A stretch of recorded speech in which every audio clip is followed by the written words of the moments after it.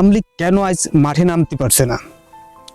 আমলিগ কোনো ছোট দল না, কিন্তু আজ বাস্তবতা হলো এত বড় দল হয়েও একটি শক্তিশালী মিছিল মাঠে নামাতে পারছে না। প্রশ্ন একটাই, কেন?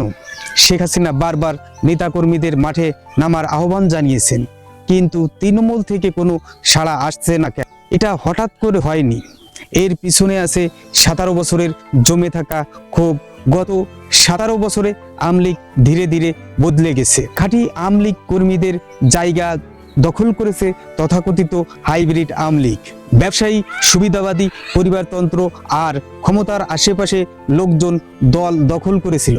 যারা আন্দোলনে ছিল, মার খেয়েছিল, জেল খেটেছিল, তাদের কোনো মূল্যায়ন হয়নি।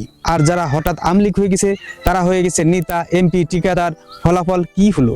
তৃণমূল ভেঙে পড়েছে। কর্মীরা মনে করছে এই দল আর আমাদের না। 5ই আগস্টের পর এই হাইব্রিড আমলিগ কোথায়? দেশে নেই, বিদেশে নেই। কেউ দুবাই, কেউ ইউরোপে, কেউ আমেরিকায়। সুখে আছে, নিরাপদে আছে।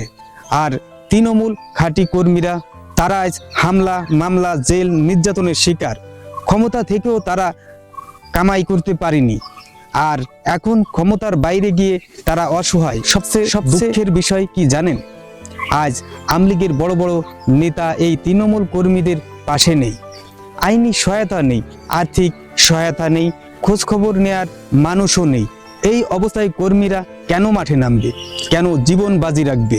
যে দলে বিপদে পাশে পাওয়া যায় না, কোনো মানুষ আর বুক পেতে দেয় না, আজ আমলিগ মিছিল করতে পারছে না। এটা বিরোধী দলের শক্তির প্রমাণ না, এটা নিজেদের ভিতর ভাঙনের প্রমাণ।